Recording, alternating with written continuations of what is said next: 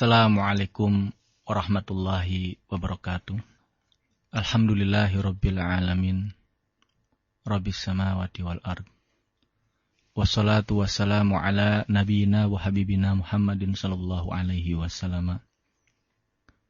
Wa ala alihil adhar wa sahbihi rafi'ina qa'idaddin. Wa man tabi'ahum bi ihsanin ila yaumiddin. Thumma amma ba'du. Para pendengar yang budiman, kaum muslimat yang dirahmati Allah Subhanahu wa taala. Insyaallah pada kajian bersama kita dalam kesempatan kali ini, kita akan sama-sama melanjutkan kembali pertemuan sebelumnya dengan tema utamanya adalah rahasia besar di balik kemuliaan hijab. Para pendengar yang budiman kaum muslimat yang dirahmati Allah Subhanahu wa taala. Kemudian yang ketiga adalah dalil dari kias. Kias ataupun analogi. Hal ini dapat dijelaskan melalui 4 poin, yaitu yang pertama, perintah untuk menundukkan pandangan dan menjaga kemaluan, dan ini banyak sekali dalam Al-Quran dan hadis juga. Maka bertentangan dengan hal tersebut, yaitu sembarangan melihat kepada aurat, tidak menjaga kemaluan, itu justru lebih berpeluang lagi untuk dilakukan. Kenapa? Manakala orang-orang tidak menundukkan pandangan, manakala kemaluan tidak dijaga, manakala aurat dijajakan dengan bebas, manakala tidak ada perintah berhijab. Itu analoginya seperti itu. Yang kedua, kias yang kedua adalah larangan memukulkan kaki ke tanah untuk memamerkan perhiasan. Membukanya tidak memakai hijab syar'i yang sampai menutupi kakinya. Sengaja, apa kalau bahasa sekarang, pakai celana yang 15 cm di atas lutut. Maka itu lebih berpeluang memancing terjadinya fitnah. Rok-rok mini itu lebih berpeluang memancing adanya fitnah. Kita punya budaya. Di suku tertentu harus pakai kain yang sampai mata kaki. Nah, Islam punya sibghoh. Sibghoh dari Allah Subhanahu wa taala bahkan melebihi itu bagi perempuan. Kenapa artinya? Kalau kaki yang untuk memamerkan perhiasan yang tidak ditutup sama sekali lebih memancing, lebih berbahaya. Itu kias yang kedua. Kias yang ketiga adalah larangan merendahkan, memperhalus atau memelankoliskan suara. Berarti membuka lebar-lebar sarana untuk hal tersebut lebih berpeluang memancing terjadinya fitnah. Betul, pasti betul. Bahkan betul ini mah. Yang keempat, perintah menutup kedua telapak kaki, kedua sikut, leher, rambut, yaitu rambut kepala, berdasarkan nas, ayat-ayat Al-Quran dan hadis-hadis Rasulullah, dan juga ijma' kesepakatan para ulama yang bulat.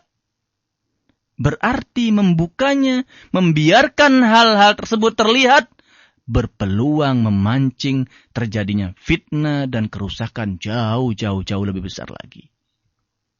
Itu kiasnya, itu analoginya seperti itu. Dan masih banyak lagi kalau mau dilanjutkan.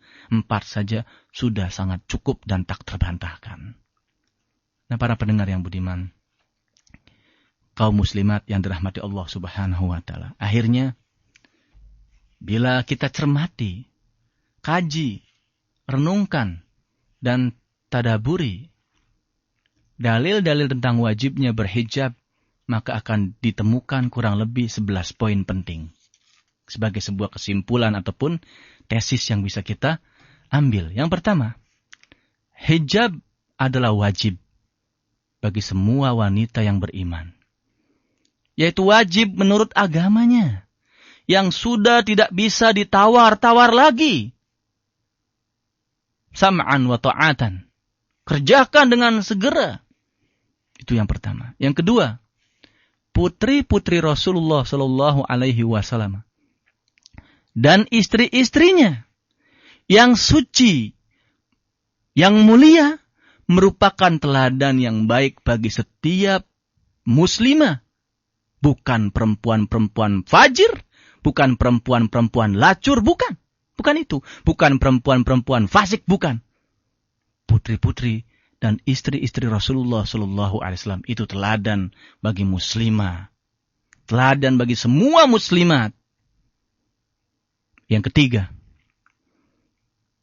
hijab atau jilbab menurut agama harus menutupi seluruh perhiasan dan pakaian serta anggota badannya.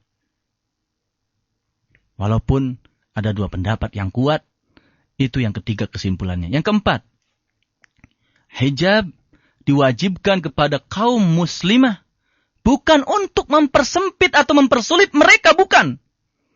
Justru sebaliknya dimaksudkan untuk memuliakan dan menghormati mereka. Mulia sekali, terhormat sekali. Yang kelima, memakai hijab sesuai dengan tuntunan agama akan memberikan perlindungan kepada setiap muslimah. Sekaligus perlindungan bagi masyarakat secara umum dari berbagai kehancuran dan tersebarnya perbuatan keji. Yang paling minimal adalah perbuatan porno. Porno aksi lah paling minimal. Buka-buka aurat seenaknya. Dan yang jauh lebih keji lagi adalah pemerkosaan yang disertai dengan pembunuhan. Apalagi mutilasi dicampur, na'udzubillah min dzalik. Yang keenam, tidak diperbolehkan bagi wanita muslimah untuk memperlihatkan perhiasannya kecuali di hadapan suami tercintanya atau mahramnya dari kalangan karib kerabatnya. Yang ketujuh, muslimah juga harus menutup kepala, leher, dan dadanya dengan kerudung agar tidak dilihat oleh laki-laki yang bukan mahramnya. Bukan seperti sekarang, malah marak dipamerkan, digoyang-goyangkan ke sana dan kemari, dibuka-buka dengan obral, dengan bayar harga, baik kelihatan maupun tidak kelihatan pembayarannya. Itu pun sama, bukan seperti itu. Yang kedelapan, anak-anak baik laki-laki maupun perempuan yang belum mengenal masalah seks karena usia mereka masih kecil, tidak dilarang untuk masuk menemui wanita dewasa. Yang kesembilan, diharamkan bagi muslimah untuk melakukan hal-hal yang menarik perhatian laki-laki atau melakukan hal-hal yang bisa mendatangkan unsur-unsur fitnah yang berujung kepada perbuatan cabul dan lain sebagainya. Yang ke-10, kepada seluruh mukmin. Dalam hal ini adalah laki-laki maupun perempuan, diharuskan kepada mereka semua untuk kembali kepada Allah Subhanahu wa ta'ala yang telah menciptakan mereka, kita semua, untuk taubat, bertobat, dan juga berpegang teguh kepada etika-etika Islam. Yang terakhir, yang ke-11, etika sosial yang diarahkan, yang ditujukan oleh Islam, seperti hijab salah satunya, sesungguhnya adalah berupaya untuk menjaga kemuliaan keluarga, sekaligus untuk memelihara keutuhan, kemuliaan masyarakat Islami secara umum.